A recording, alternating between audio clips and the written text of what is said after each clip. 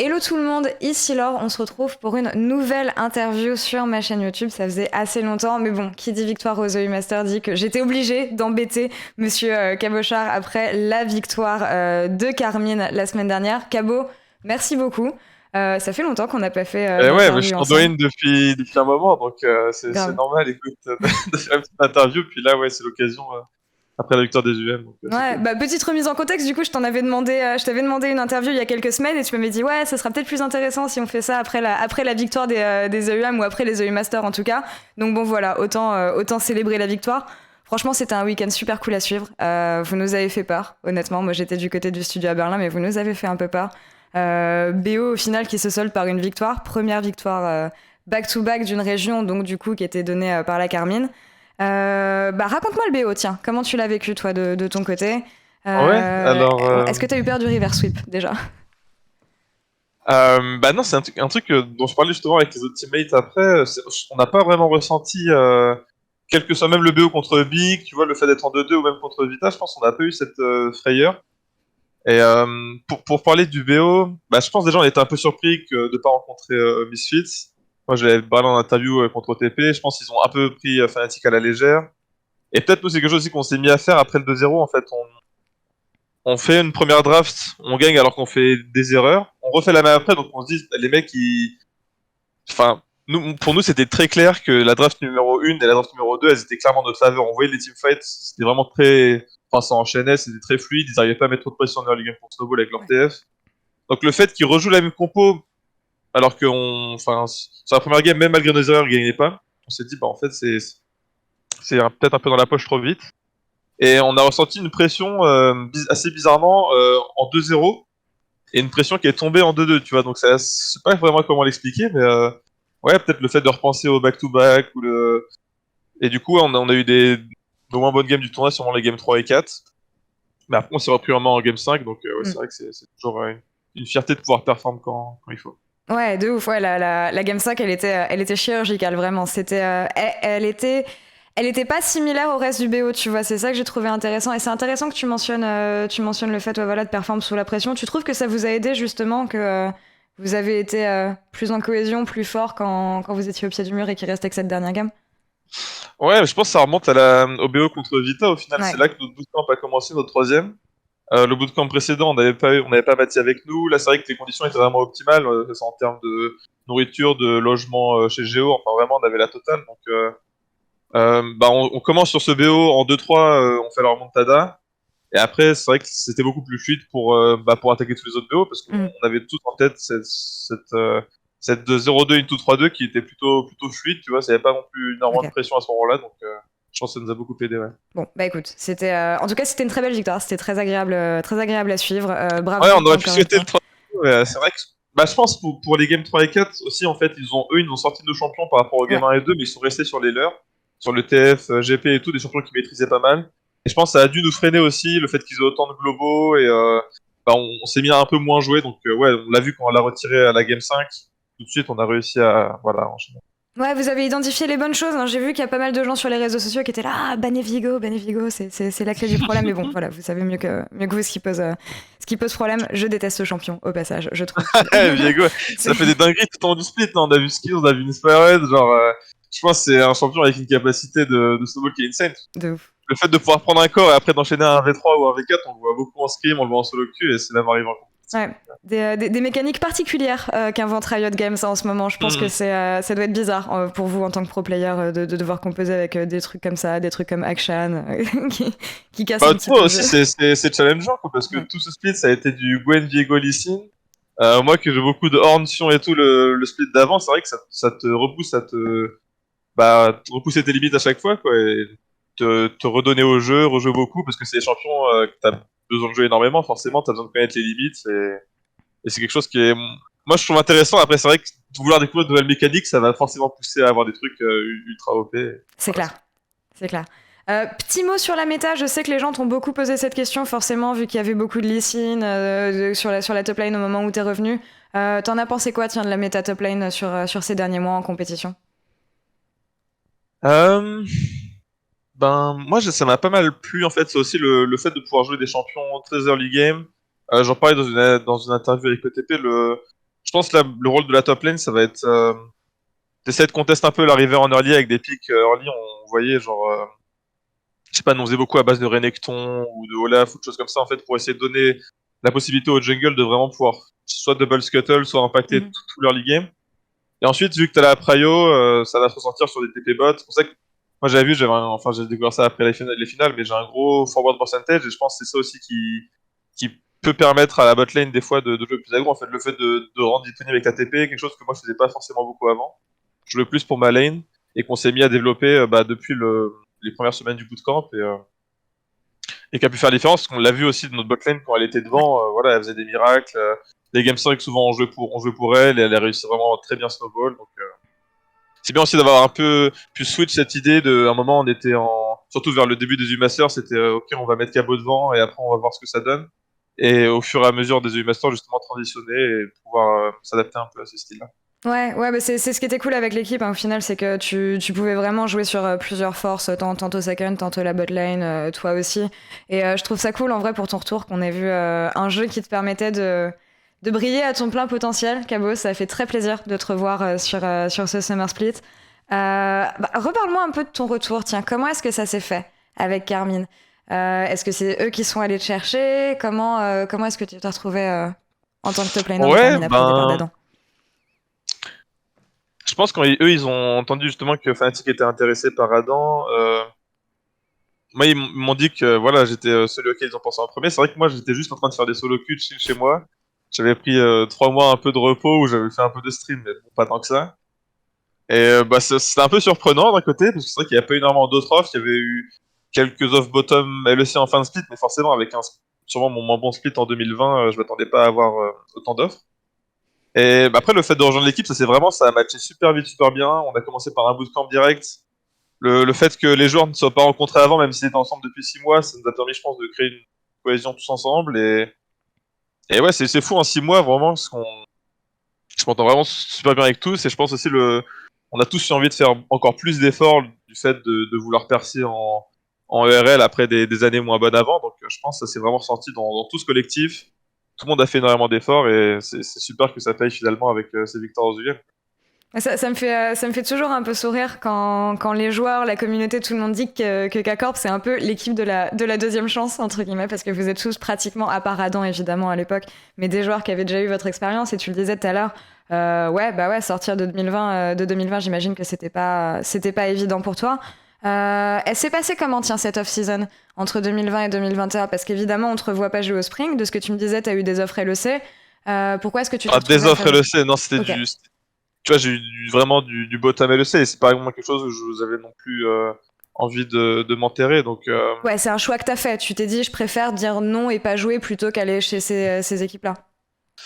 ouais. On Non, mais viendra pas je dedans. vends pas comme si non plus il y avait 40 offres, Ok, tu vois, c'est ok. sûr. Donc, non, moi je me suis dit, j'essaie de me recentrer. En fait, ça sert à rien de continuer à faire des splits comme ça. L'important, c'est juste de revenir à mon meilleur niveau. Et si c'est pour ça, il faut que je prenne un peu de temps off.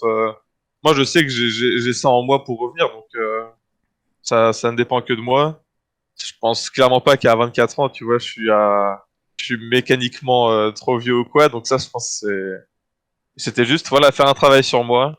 Et après, voilà, maintenant, je pensais que je suis content aussi d'avoir, Ok. ouais, pu retourner à ce niveau pendant ces EUA. Tu dis faire un travail sur toi. Donc, selon toi, il y avait un travail à faire. T'étais déçu de cette année 2020 d'un point de vue personnel parce que oui, les choses se sont pas passées bien d'un niveau global chez Vitality, mais bon, parfois les joueurs sont quand même satisfaits de leur performance, même si ça s'est pas traduit Hmm. sur le Bah, collectif. C'était quoi ton bilan ouais, non, perso? forcément, j'étais déçu de moi, j'étais déçu de tout. J'étais déçu de comment Vita avait géré les situations. Forcément, en fait, quand tu fais un split en 2-16, il y a peu de choses à sauver. Hein. Oui. Je pense qu'il y a presque tout à remettre en question à ce niveau-là. Donc, ouais, j'étais déçu aussi de la vision. Enfin, on avait des visions trop différentes. Ça allait nulle part, en fait, dès le début. Voilà, donc je me suis dit, ouais, prends un peu de temps off, va voir la famille. Et après, non, j'ai juste repris le sport, je me suis mis à faire des solo queues et c'est revenu. Et le fait d'être dans une ambiance comme ça, un peu famille aussi à la K-Corp, à Mm. l'écoute, je pense que ça fait que les joueurs ont encore plus envie de se transcender. Tu vois, là, j'ai repris un gros niveau de nombre de games de solo queue et je pense aussi que ça aide à, voilà, à pouvoir jouer ces champions-là et tout. Moi, je trouve qu'il y a toujours une approche qui peut être vraiment unique chez chaque joueur. Tu vois, je sais qu'Elioya, par exemple, il fait pas trop de solo queue. Treat, je me rappelle, il me disait que lui, il joue surtout en ARAM pour entraîner les mécaniques et qu'il joue pas trop en solo queue. Tu parlais tout à l'heure du fait que bah voilà, t'as 24 ans, non, t'es pas washed up, et non, je suis d'accord, tu n'es pas washed up, mais mécaniquement. Est-ce qu'on n'en revient pas à un goût du jeu et à une passion pour le jeu finalement? Ce qui est quelque chose que Armut m'avait dit justement pendant le split LEC, le fait qu'il avait un peu perdu la passion, qu'il avait moins envie de jouer. Par moments, je me demande si c'est pas aussi peut-être ce qui est arrivé à Wunder cette année quand on voit qu'il a mal performé. Mais ouais, est-ce que t'avais perdu le goût du jeu peut-être l'an dernier? Ouais, forcément, mais moi, quand j'y repense, le... les 5 premières semaines de Spring, on fait 0-10, et le fait de rentrer à chaque fois, d'aller faire 2 matchs, de les perdre, de rentrer, de perdre tout escrime et tout, c'est déprimant à un point où t'as rien de joyeux, tu vois, dans ta vie à ce moment-là. Donc forcément, ça te déprime, t'as encore moins envie de jouer au jeu, ce qui fait que tu vas performer encore moins bien, c'est vraiment Mm. un cercle vicieux à ce niveau-là. Donc ouais, je pense la passion, ça joue. Euh, c'est pour ça, là, ouais, le fait de kiffer le jeu, moi, ça me dérange pas, tu vois, là, de refaire des 14-15 games de solo queue par jour, et c'est clair que... Après, pour les cas des autres, ouais, je vois même Mathieu, tu vois, il fait des arams aussi, donc ça me surprend pas qu'il y ait d'autres joueurs qui fassent ce profil-là. Ouais. Wonder, j'ai toujours eu l'impression qu'il jouait pas énormément, et c'est pour ça que c'était pas quelque chose de... Moi, je le blâmais jamais, genre, même quand il était à son top niveau, tu vois, Ouais. donc là, moi, je m'attends... Moi, je suis un peu dans les believers de Wonder, je me dis, si c'est un coup de pied au cul, vu le palmarès qu'il a, ça m'étonnerait pas qu'il redevienne vraiment très très bon. Bah, Juste, c'est vrai qu'en fait, Ouais, vas-y. ouais, je pense qu'il a été pendant longtemps du coup dans le top et Mm. ouais, peut-être le fait de pas être challengé comme ça, il s'est dit, mais en fait, il est plus besoin de vraiment faire ça. Mais là, le fait d'avoir enfin, cette année-là, pareil, c'était un peu la pire pour lui. Ça s'est terminé vraiment. Il pensait toujours aller au World, quoi. Le G2, je pense, n'a jamais dans aucune de leur tête. Il venait de récupérer Reckless. Et donc là, ouais, ça peut être vraiment le moment où il se dit, bon, bah, on se réveille, je vais remontrer qui est le patron. Donc, je pense que l'année 2022 va être intéressante. Grave, grave. S'il n'y a plus Wunder chez G2 et qui se retrouve une équipe en Europe, je pense que ouais, ça sera. Bah, j'ai pas envie de dire revanche forcément parce que c'est peut-être une envie de se prouver les choses personnellement, mais bah, de ton expérience, est-ce que tu trouves que les joueurs, surtout les joueurs vétérans, sont jugés trop durement quand ils ont eu un mauvais split, quand ils ont eu juste une mauvaise saison, et peut-être injustement, comme ça peut être le cas de Wunder actuellement? Euh, Ouais, il y en a peut-être quelques-uns qui le jugent dur. Après, forcément, je pense que c'est normal d'être critique vis-à-vis de Wonder quand tu vois aussi tout ce qu'il a fait. Donc, je pense que la critique, elle est acceptable. C'est juste maintenant à voir lui ce qu'il en fait. Et s'il prouve les haters wrong, Mm. il y aura, tu vois, ça sera oublié. C'est juste qu'il y a beaucoup de gens qui vont avoir leur avis qui change rapidement. Mais c'est quoi le début de ta question? La classique. Non, est-ce que tu trouves que les vétérans sont jugés trop rapidement après une mauvaise performance? Ah. Bah après, je pense qu'il y a un certain attrait sur les rookies, comme il y a eu précédemment en Europe sur les Coréens, où il y a un peu. On a vu beaucoup de rookies qui parfaient, tu vois, des Labrov, des Elioya, tout le roster Mad Lions. Ouais. En fait, t'as envie dans un système franchisé comme ça de tester les rookies et il y a des équipes qui le font mieux que d'autres. On voit aussi pas mal de joueurs qui sont jetés après un split, tu vois, des Sacrés, des Asie, des SLT, même Shagenza après son premier split. Donc, ça dépend vraiment comment l'équipe va entourer le joueur, j'ai l'impression, parce que enfin, tu Ouais. vois la différence de comment Adam a shine sur un split par rapport à ce qui s'est passé pour SLT. Enfin, c'est dommage et ouais, je sais pas s'il aurait eu besoin de plus de jouer en ERL ou d'être mieux Ouais. entouré dans son équipe, mais c'est vrai qu'il y a quelque chose à faire. Bon, après, je pense pas que c'est problématique de donner leur chance aux rookies. Franchement, moi j'étais dans cette situation aussi avant. Si s'ils ont plus la niaque que les vétérans et voilà, ils vont mériter leur place. C'est une compétition plutôt saine, je trouve. Tu trouves que ça te donne une motivation en plus quand tu vois justement des kids qui arrivent et qui veulent tout donner? Ça te redonne faim? Ouais, bah franchement, moi j'ai toujours cette envie de compétition en Ouais. tournoi. Enfin, vraiment, j'ai ce souvenir ouais, des Worlds et dans y retourner, toutes ces émotions qui étaient vraiment uniques et très particulières à cette compétition et ce jeu. Donc, moi j'ai toujours ça dans le coin de ma tête. Vraiment, peu importe s'il y a des nouveaux rookies ou si c'est contre des anciens que je joue. C'était quoi ton ambition principale, tiens, en revenant cet été avec K-Corp? Parce que t'arrivais avec une équipe qui était hyper médiatisée, qui venait de gagner back-to-back EU Master LFL, l'équipe la plus dominante qu'on ait eue en ERL, vraiment, avec un top laner qui était vraiment très très apprécié de la communauté. On le disait, tu sortais d'une année assez difficile. Donc t'arrives chez K-Corp, c'était quoi ton ambition principale? C'était quoi le but de ce split pour toi? Bah, je pense que l'objectif qu'on a tous en tête, c'était les EUM. C'est vrai que c'est la plus grosse compétition, surtout le Summer. Mhm. Ouais, comme tu dis, en fait, le fait de rejoindre une équipe qui, au mieux, va faire la même chose, parce que ben ils avaient gagné les 2 titres et il n'y a pas d'up and down, donc c'était juste, ouais, essayer voilà, de montrer que j'en avais encore sous la pédale. Et aussi de retrouver une cohésion d'équipe, je pense que c'était aussi quelque chose qui m'avait manqué l'année dernière, où on est tous un peu assez disparates, chacun dans son coin, Ouais. Et là, de retrouver cette ambiance-là, ça m'a rappelé aussi les belles années Vitality et ce pourquoi je faisais ça. Donc, ouais, c'était juste retrouver cette passion aussi à l'intérieur de l'équipe, pas seulement cette passion du jeu, mais cette passion du collectif, retrouver un rôle dans une équipe. Et voilà.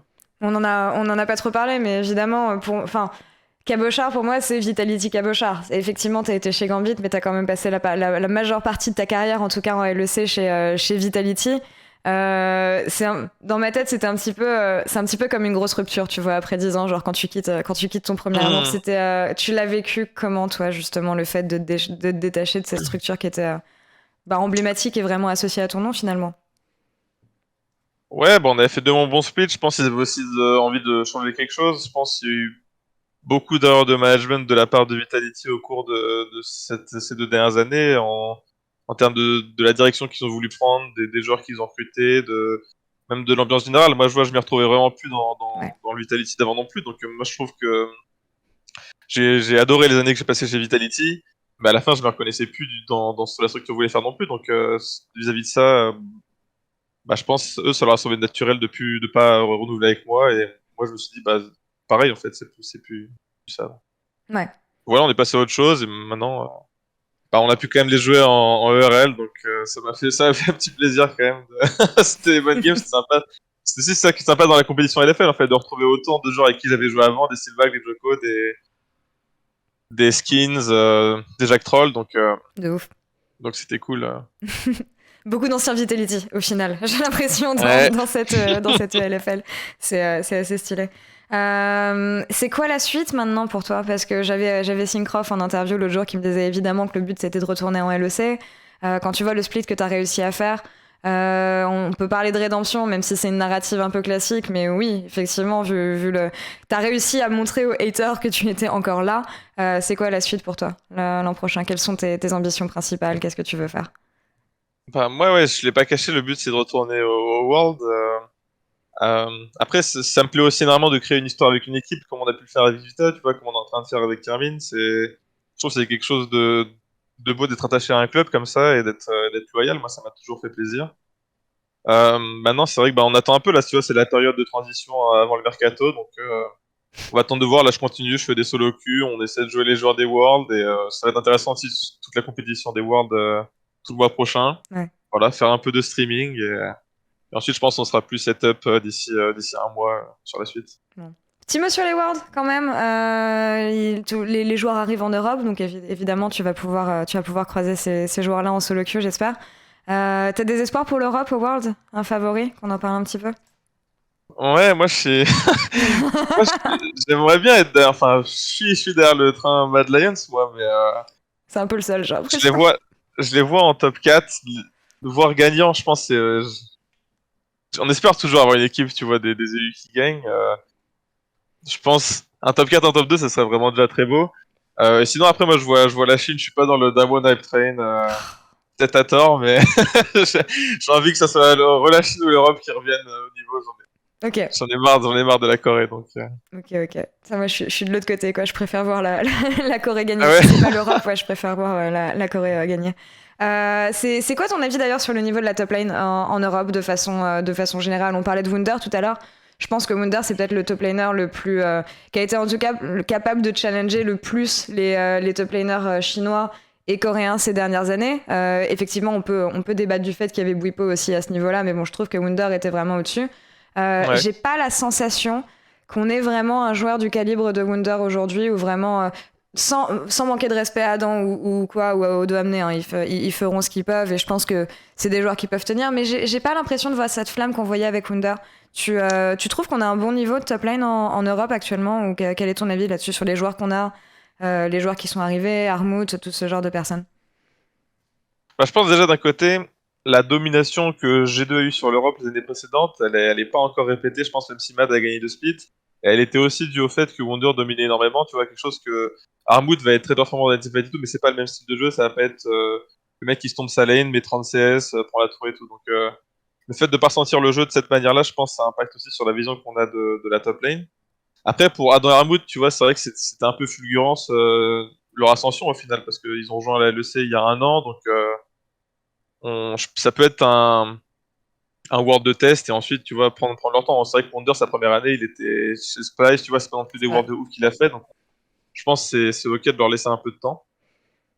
Et ouais, stylistiquement, je pense aussi, ils vont essayer de jouer plus pour leur équipe, tu vois. Fnatic va essayer de snowball via la bot lane, je sais pas, Mad attend un peu les teamfights, donc ça peut être ça qui paraît un peu comme ça. Alors que des top laners qui ont dominé la compétition, tu vois, que ce soit c'est pas des The Shy, des Nuguri, Ouais. international, souvent ça a été.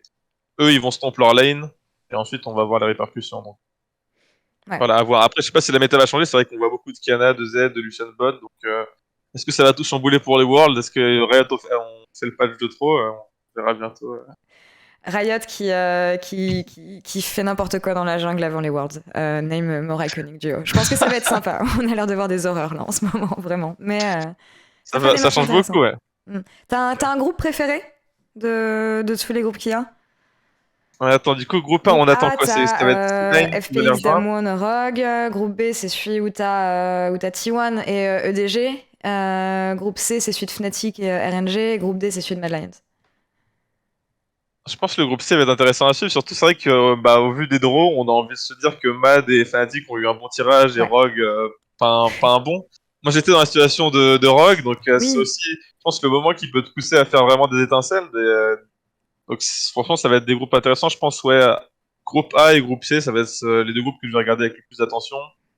Je pense même si j'ai l'impression que groupe A, B et D, ils sont vraiment set-up pour le top 2 et assez clairement devant. À c'est ce part qu'on dit à peut-être chaque B. fois. Hein. Liquid, on pourrait voir une Liquid aussi qui Ouais, perd, c'est ce que je me suis dit. Que je suis d'accord. Genji peuvent choke. Ouais, Quand même. voilà, Genji peuvent choke, DG potentiellement, mais ouais, on dit toujours que les groupes sont joués, puis il se passe des trucs de fou à chaque fois. Mm. Donc ça va être des super worlds. Content de voir que tu vas suivre ça. 2022 Cabo Worlds, du coup, c'est l'objectif? C'est clairement Cool, l'objectif, ouais. cool, cool. Avec un petit Lee écoute, ça serait cerise sur les gâteaux. De ouf que t'aies enfin ton skin.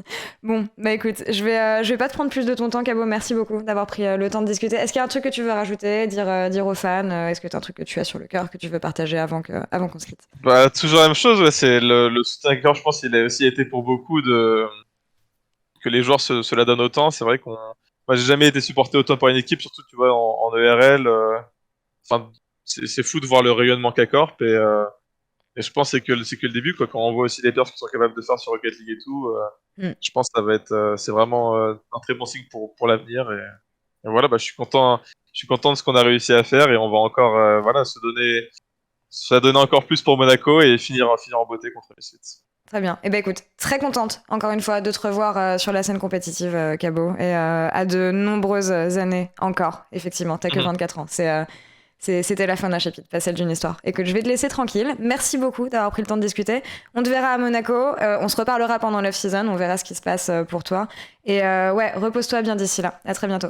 Ça roule, bisous là. Et merci à tous d'avoir regardé cette interview. N'oubliez pas de vous abonner si vous aimez le contenu. Et on se retrouve très bientôt pour d'autres vlogs pendant les Worlds. À très bientôt.